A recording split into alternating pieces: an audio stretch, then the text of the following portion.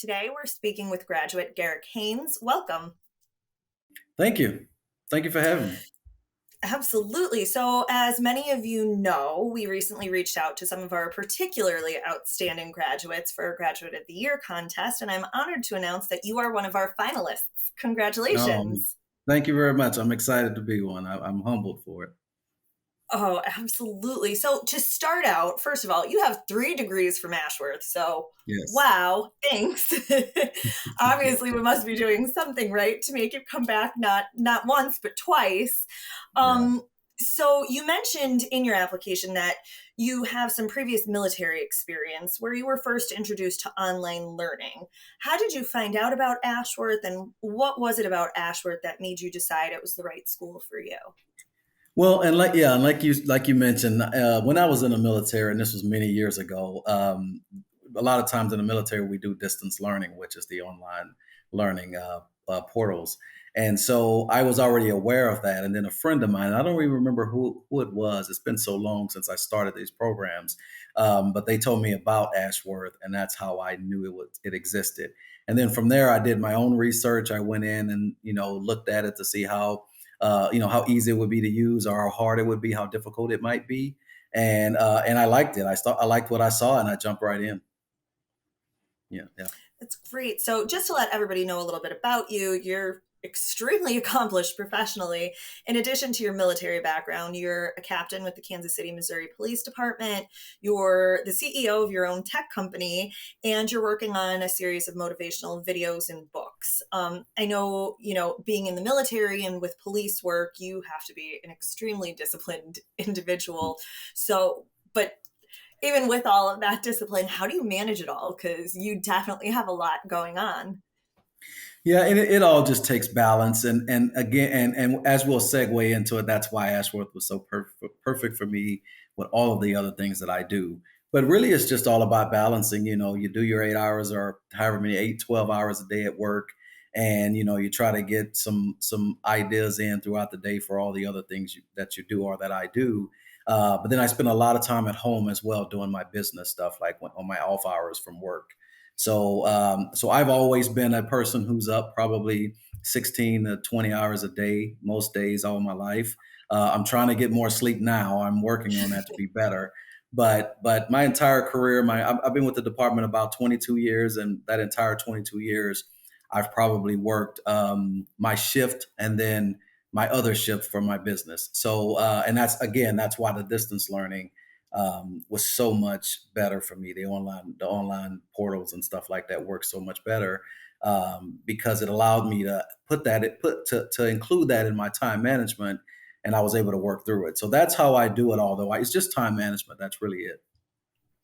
An important skill to have, no matter what you're Mhm. doing. But so speaking of that discipline and time management, one of the key parts to online education with us is that it's self-paced. So I'm is it safe to assume that that was something that, as you mentioned, it worked well for you? I know, for instance, with police work, they police officers can have sometimes extremely erratic schedules. You don't always Mhm. work a regular, shift of, 9 to 5 or 8 to 4. You have midnighters and sometimes you get called in. So how did that kind of factor into making sure, you stayed on track with your schoolwork? Well, and that's where I was going with the self-paced part. I could do a certain amount of work this week, and I could skip next week if I wanted to. So it's really just perfect because I'm one that gets in, and when I get in, I get going, and I kind of don't stop. But I'm also one that when I move on to something else, I have to kind of come back to this, like the learning. I come back to the portal. It could be a couple of weeks later, but it works perfect for my schedule because it allows me to take a break, or even if I'm sort of burnt out from doing all the papers or doing all the lessons, I could take a break, and there's not something that's due next week, and that's perfect because I've been in some programs before where you just don't have the time to try to get so many posts in a week and get in there and have some conversations all week, especially with the professional life. You're already having some conversations very similar. So you're getting that as work experience. But in a lot of the programs, you're forced to go in and be there 3 days a week, and spend a certain amount of time, answering a certain amount of questions, and also speaking with folks like via Zoom or something like that. And that's something that I just couldn't do with my schedule. And so having this pace that Ashworth allowed me to be able to actually schedule the lessons and the learning around my life versus my life around the lessons and learning.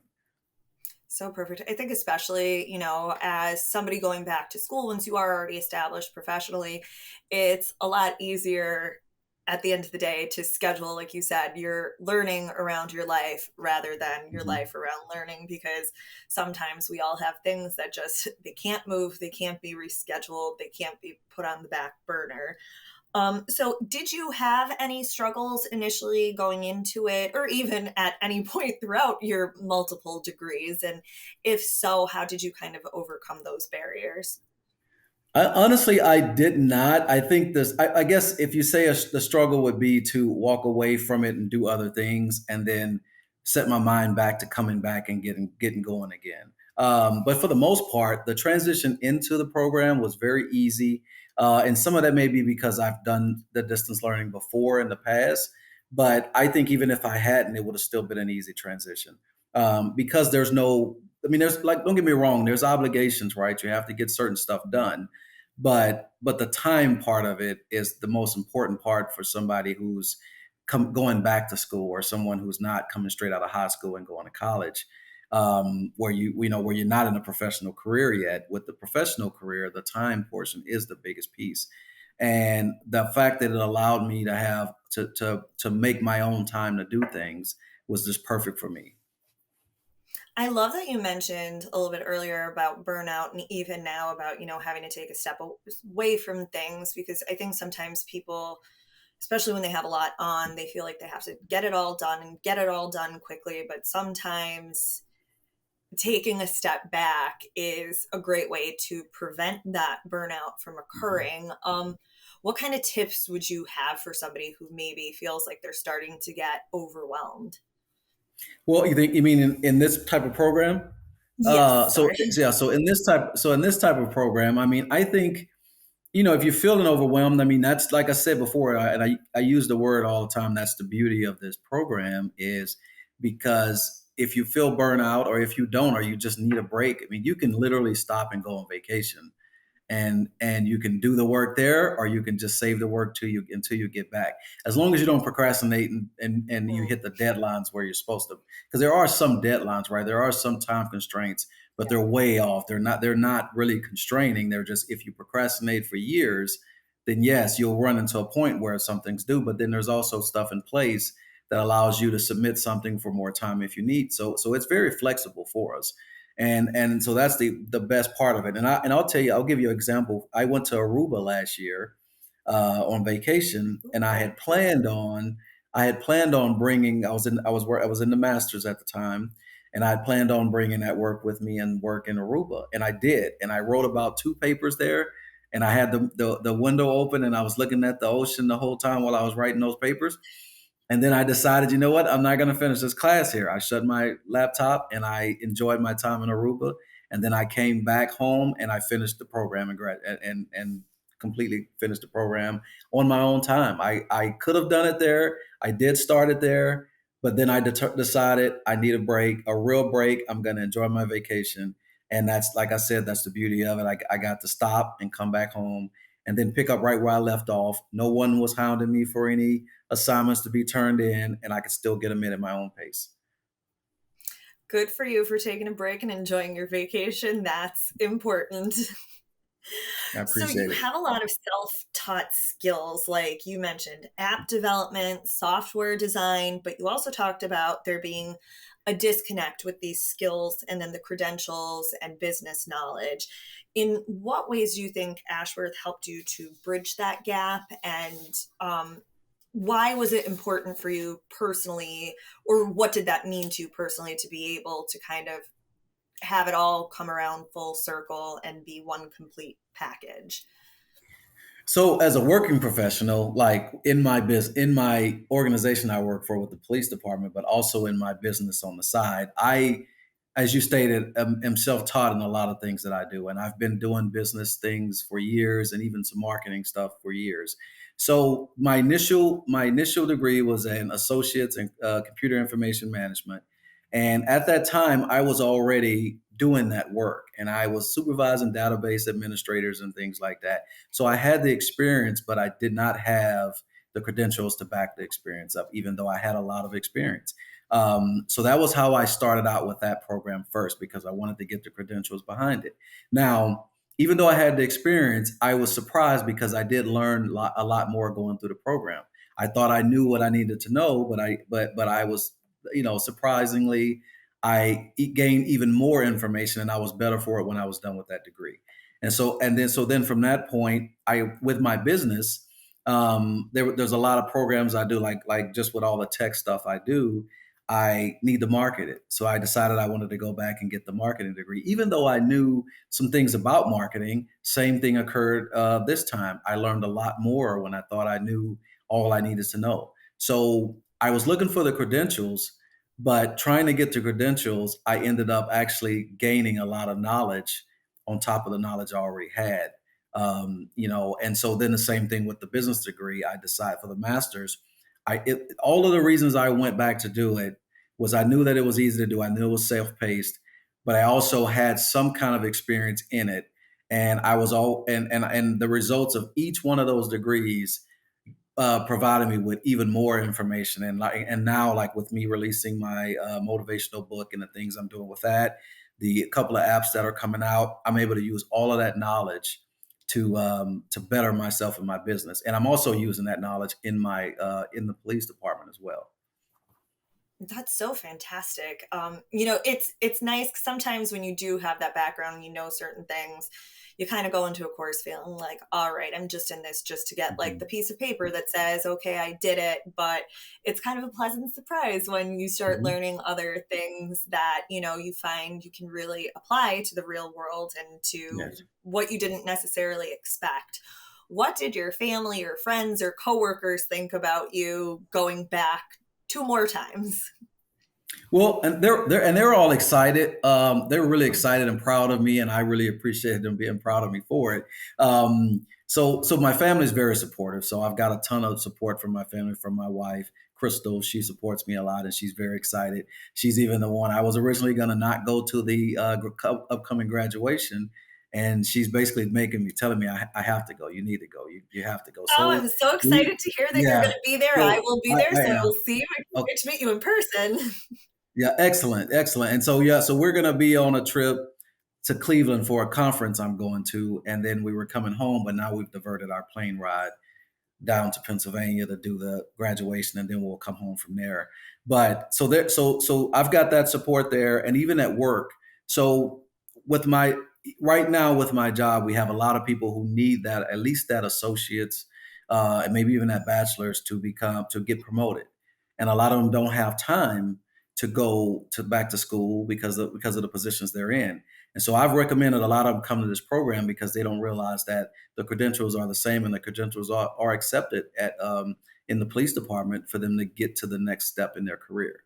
So with my motivation stuff that I do and all that, so I'm able to guide people into that and say, hey, here's another alternative for you. And so people at work at the same time are excited because they've never heard about it. If they've not been in the military, they don't even really understand what the distance learning and the online portals are. So all in all, with family, with friends, with coworkers, everybody's very excited. Everybody's very supportive, and I think they're even impressed by some of the things that I've done. Well, they definitely should be. We're impressed.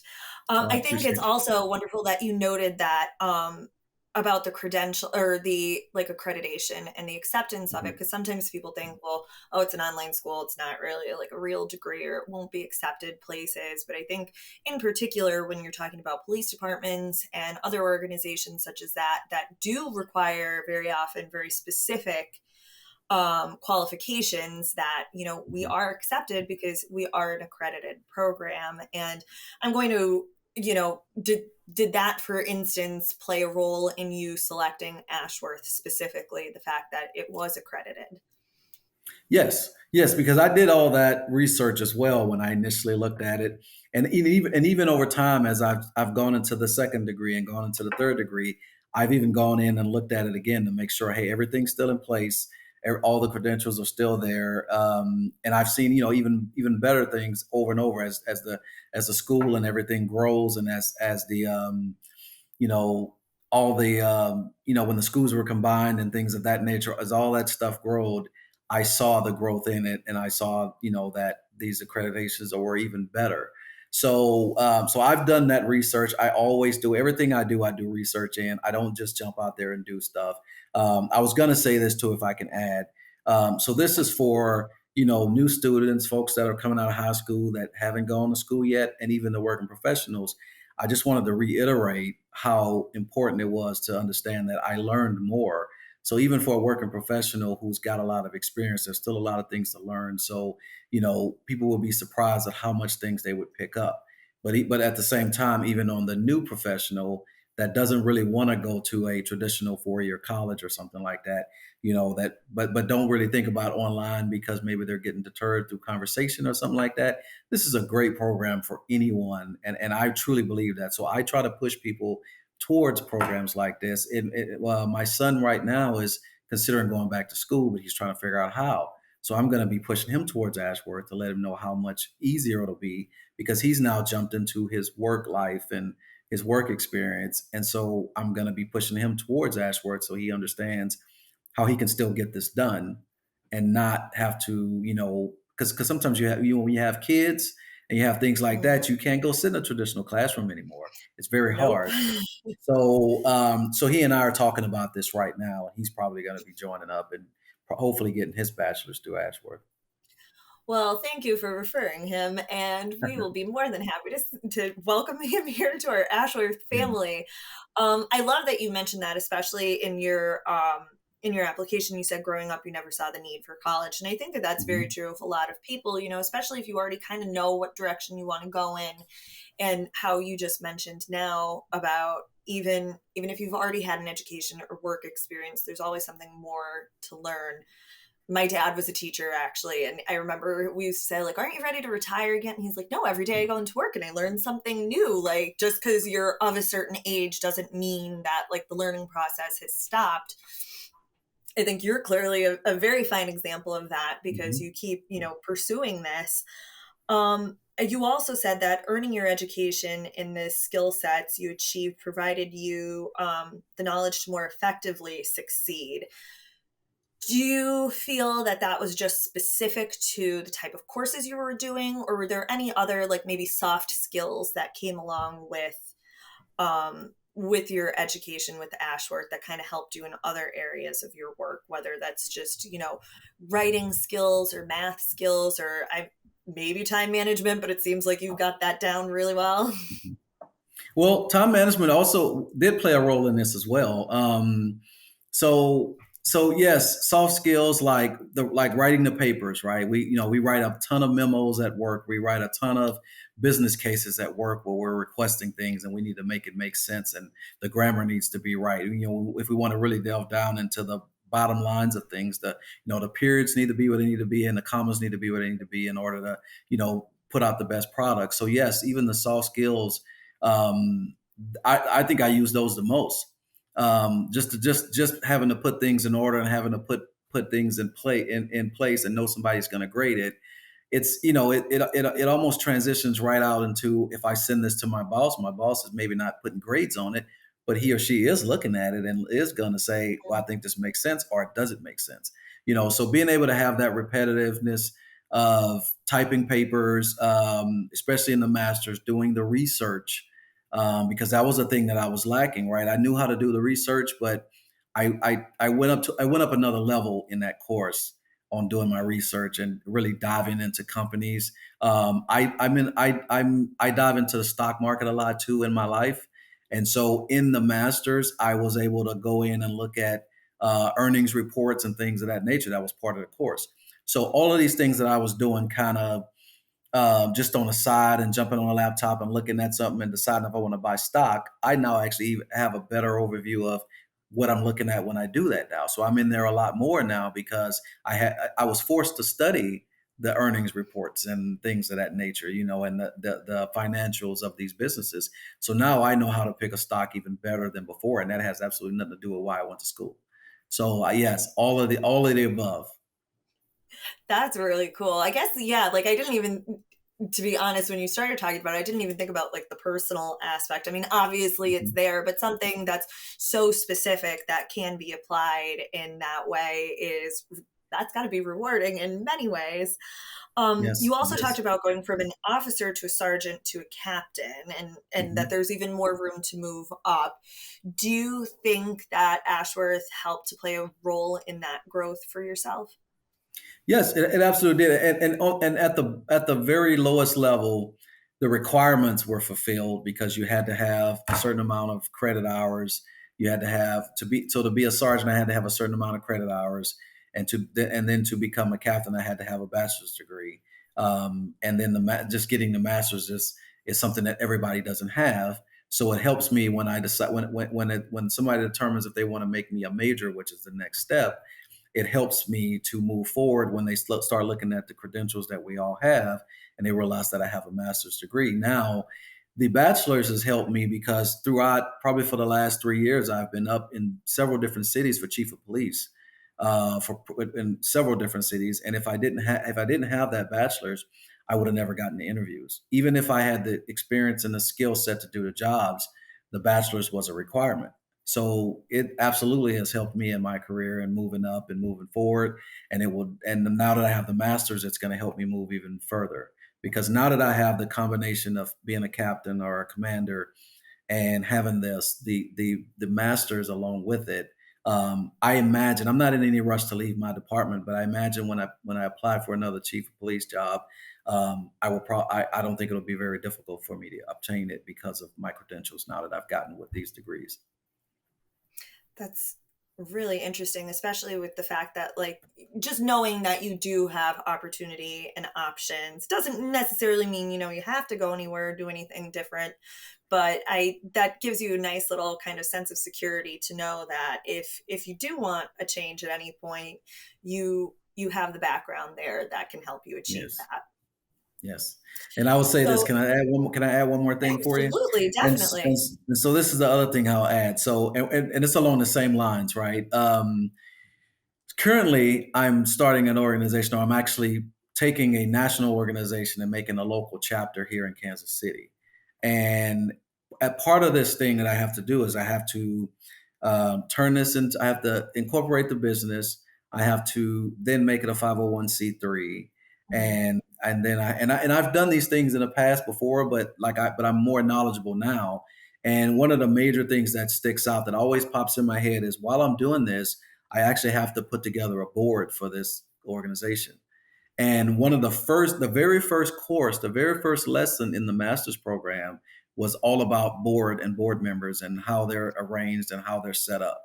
And now I Perfect. finished school. I finished in January, and now here it is, almost June, and I'm already applying that stuff that I learned when I first started this course. And so I'm putting the board together as we speak. When we hang up, I'm going to be going and registering this business and calling people to put on the board for the first year or two as we set up the business. So it's working right now as we're talking. That is really cool to hear because sometimes you don't necessarily see Mhm. the direct results so quickly, but especially something like that, who I don't know if I would imagine if I were undertaking the course to think that that specific class would be the one that I'd be Mhm. utilizing so quickly, but that's fantastic that it is. Can I ask what the organization is? It's So okay if this you is can't answer. it's titled Noble. It's the National Organization for Black Law Enforcement Executives, and it's like all the departments have FOPs, which is Fraternal Order of Polices, Mhm. but this is specifically for minorities and working with the community and trying to get more minorities, number one, in police departments, but also giving them a voice when they don't have anyone to turn to. So that's what the organization is about. There's a lot of mentoring, so that goes right into the things that I do already. And again, it's just to have one in this area so that the local minorities, and this won't just be black. I imagine it'll be mixed with a lot of different minorities because because there's not a lot of, say, Hispanics to be like enough to put an organization like this together. So more than likely, they will be allowed to be in this organization, and other nationalities that are that we have less of will probably be a part of mine as well. But I'm also incorporating civilian or non-sworn personnel and community members in my organization, which will be a little bit different from the way the other ones are doing it, because they kind of keep it strictly with law enforcement.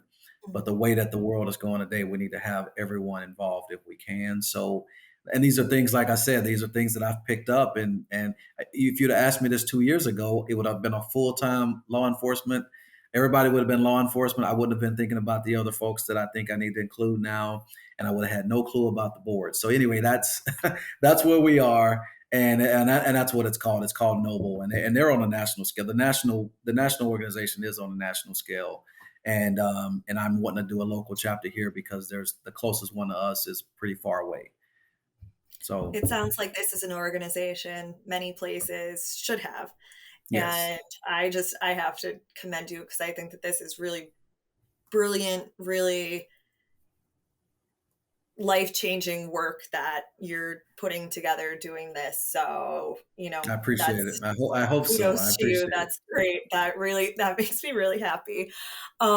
So you just mentioned mentoring others, and so what does your mentoring kind of look like, and what kind of motivates you to take on that kind of work? I mean, a lot of people have things to offer, but they don't necessarily want to do mentorship, or some people want to, but they don't necessarily have the skills to do that. So what does your mentoring look like, and what kind of prompted you to want to share your experiences and your knowledge? Well, to start, I do it initially because it's kind of the old saying of treat people how you want others to treat you. And this is what I wish someone would have done for me when I first started. Just in life, I wish I would have had mentors along the way that could have helped me not make certain mistakes, or be there when I make mistakes to help me go in the right direction. So that's the reason I do it, is because there's been so many times where I wish I would have gotten some knowledge from someone, and I didn't, because and one piece is because I expected that they would come to me versus me going to them. So I've learned that lesson, that sometimes you have to go to the mentor because they're not realizing you need to be mentored. But so one thing that I do when people leave my department and they've got a ton of knowledge, they've been on for say 30 years, 35 years, I always request a meeting with them, because I'm trying to get a little bit of that knowledge before they walk out the door. I'm asking questions. I'm asking open-ended questions because I want to gather as much information as I can from them, because more than likely we'll never see that person again. They're going to go on with their life and they're no longer with the department, but there's a lot of knowledge that's leaving. So that's one thing that I do to try to keep myself on top of things. Now, my mentoring, it has a lot of different aspects, because we in our organization, you have community members that you can mentor. You have sworn members, which are officers. You also have non-sworn members. And all of these people are active in the department, but you also have people who are leaving the department. So to start with, obviously the community, just mentoring maybe the youth is what we think about when we talk about mentoring in the community, and just talking to them about where they're going in life, and not necessarily saying they need to come and be police officers, but what do you really want to do, and here are the benefits to being a police officer if you decide to do that. The second thing with internal folks is, in all police departments, there's a ton of rumors. There's a big time rumor mill in every department. Doesn't matter where you go, and just making sure that they know my door is open to talk, and if they got rumors, they can come to me and know and get the information they need to know that if those rumors are true or not. But also career development and advancement in the department. I do a lot of mentoring. Just recently finished up mentoring about 6 people that were going through a promotional process for sergeant. I just kind of got a glance at the list when we were starting this. I believe at least four of them made it out of the 6. I think maybe even 5. One name I didn't see, but I got to go back and look at it. But so mentoring people for promotion and allowing them to get through it better, just trying to get rid of the nerves for them. Now, the other thing is, same thing with civilian employees or non-sworn members. they kind of don't get looked at a lot, and they kind of have a I don't know who to talk to type thing. So I try to make sure I open the door for them and let them know, hey, just because I'm law enforcement doesn't mean we can't talk. And I help them with the same way with career advancement, career development. If they're putting in for something, we put on mock assessments for them so that they can get used to interviewing and things like that. And then the rest of it is just That's a smart simply idea. yeah, and then the rest of it is just simply sitting down with them and saying, "Hey, what is it that you're doing? What is it that you want to do? What do you see yourself in the future? And basically, what can I help with?" Because my mentoring starts out with me just listening and trying to figure out what they need, as opposed to telling them what they need. So that's You're that's kind of what's like really a worked. therapist too. That's huh? You're I kind of didn't hear like a you. therapist too. Oh, yeah, and that's kind of how it works. That's kind of how it flows. Uh, and what did I say? Was that the? I think that was it. And then the last piece of that is, and I've recognized this years ago. When people leave an organization, we kind of just write them off because they're no longer going to be a Mm. part of the organization. So like we'll throw a party for them, but then after the party we'll have cake, and then we all walk away and we don't see them. And one of the things about like retention in police departments or in any organization is if, especially with manpower today in every company, if you hope this person might come back if things don't work out, you have to make them feel like they're welcome. And so when people are leaving, I also reach out to them and see if they need help with their resume. Where are you going? Are you moving? What types of things can I help you with? And I've helped several people before, and they've all eventually, not all, but several of them have had to come back, but they felt comfortable enough coming back. Because the other piece about coming back is, you get some people don't come back just because they think, I left there. I don't want to look like I failed. So I'm not going to go back to that organization because everybody's going to think I failed, whatever it is I set out to do. So I try to make sure people are welcome and they know that, hey, I wish you would stay. I wish you luck. How can I help? And if you ever need to come back, please give me a call. We'll figure it out. We'll work it out and get you back here. So I think, your story, especially talking about your mentoring, and you're so inspirational, but and I know you've already Appreciate it. recommended Ashworth to a lot of people, but if you were talking to somebody who's not totally convinced Mhm. and they're kind of, on the fence and they're not really sure, if this is the right way to go for them, what would be your advice?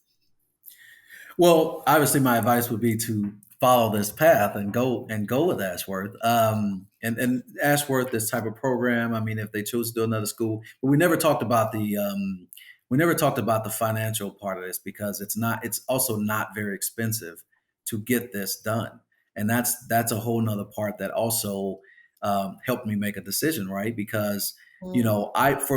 I was probably paying initially when because I've got other college that I had started, but for one class or for 3 semester hours, I was probably paying what I'm paying for an entire semester or an entire course with Ashworth.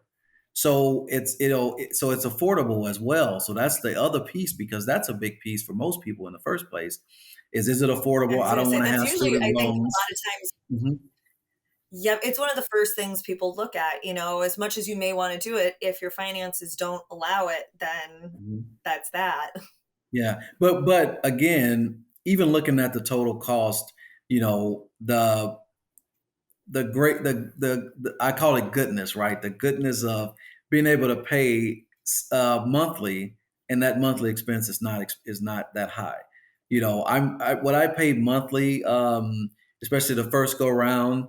That just means I need to cook more at home because probably with what I paid every month, I was eating out that much, and I could either easily Mhm. buy groceries. So the fact that the point is, if you need to alter your spending in some way to pay for this school, then it's really just probably a habit change that you need to be willing to make, which is like I said, which could be something as simple as how much you eat out, how much you drink, how much you smoke, whatever it is that you do.